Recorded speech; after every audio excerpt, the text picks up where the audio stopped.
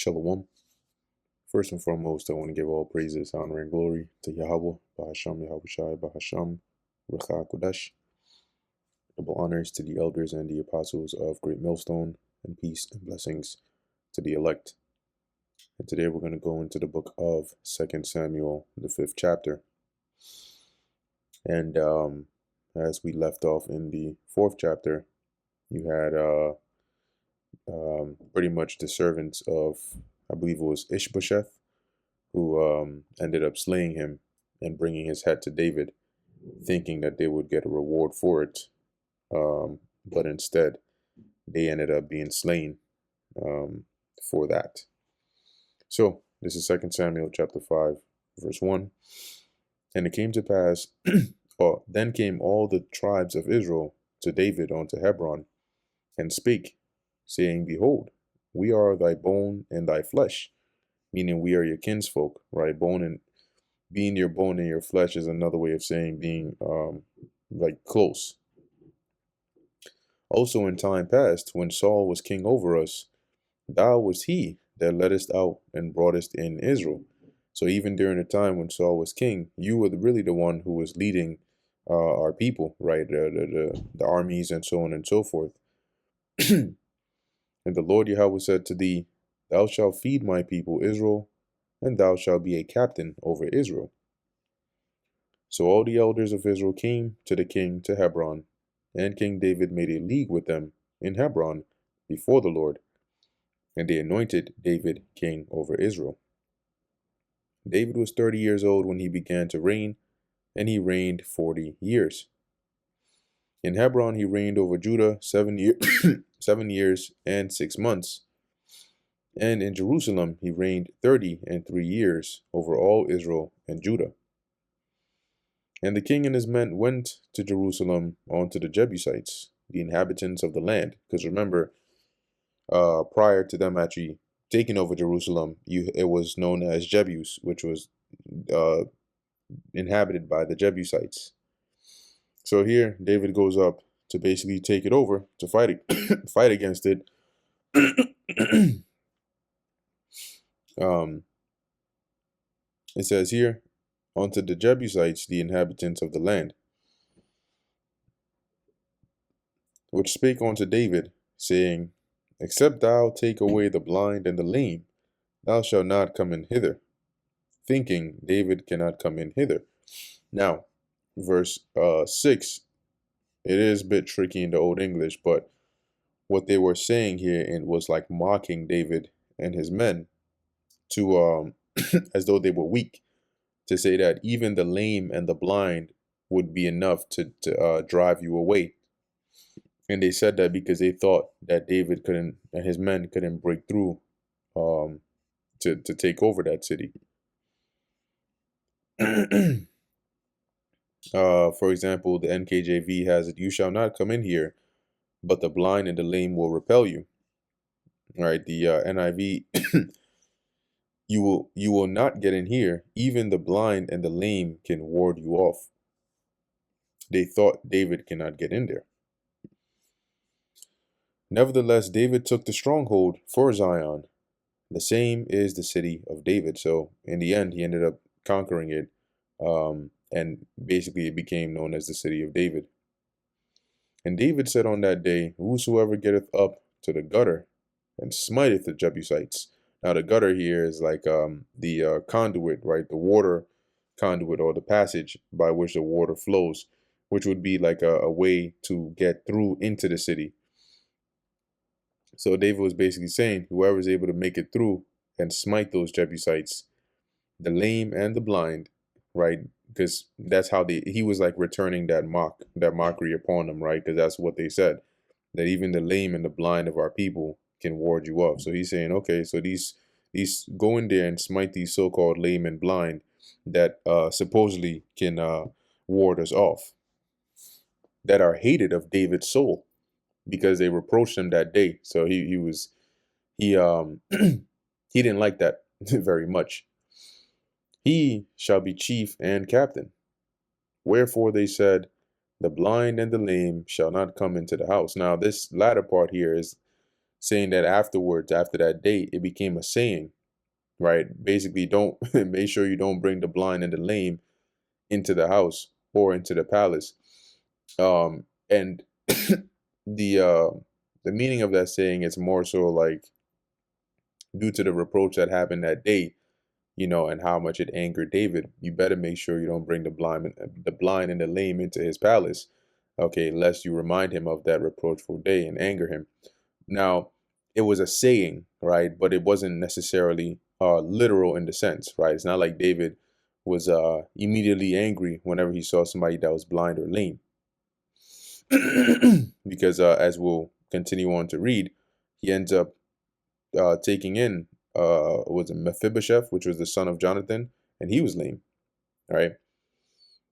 Verse 9. So David dwelt in the fort, or in the fortress, and called it the city of David. That was Jebus, which later came to be known as Jerusalem. And David built round about from Milo and inward. And David went on and grew great, and the Lord Yahweh God of hosts was with him.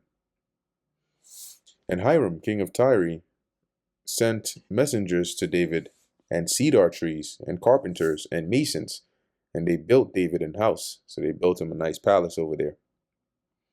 And David perceived that the Lord Yahweh had established him king over Israel, and that he had exalted his kingdom for his people Israel's sake.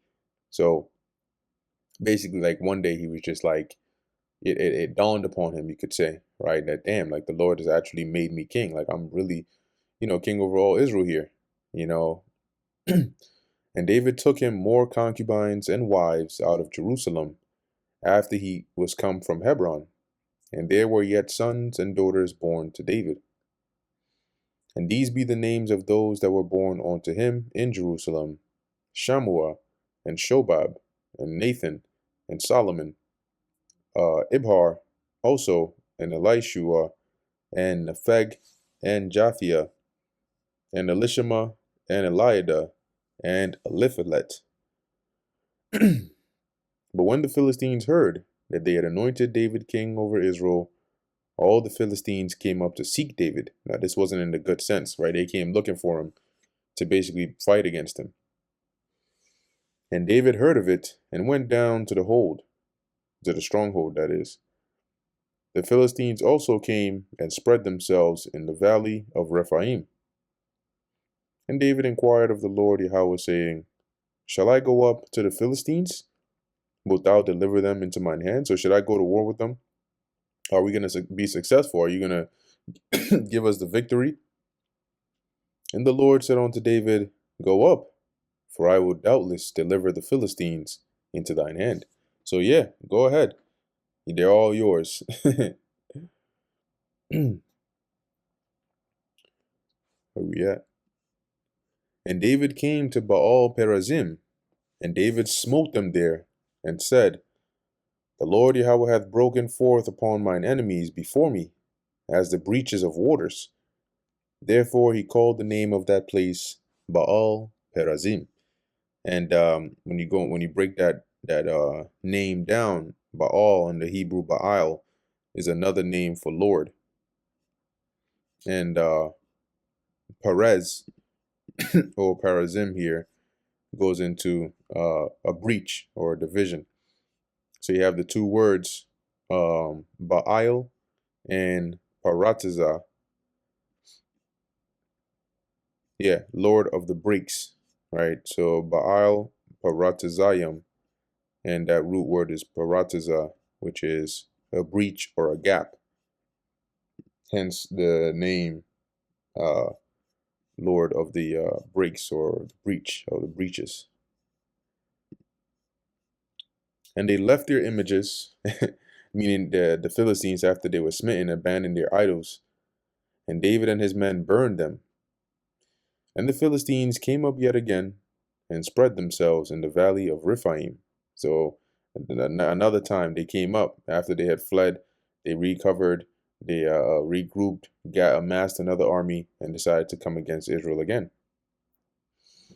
And when David inquired of the Lord, he said, Thou shalt not go up, but fetch a compass behind them, meaning don't go head on with them.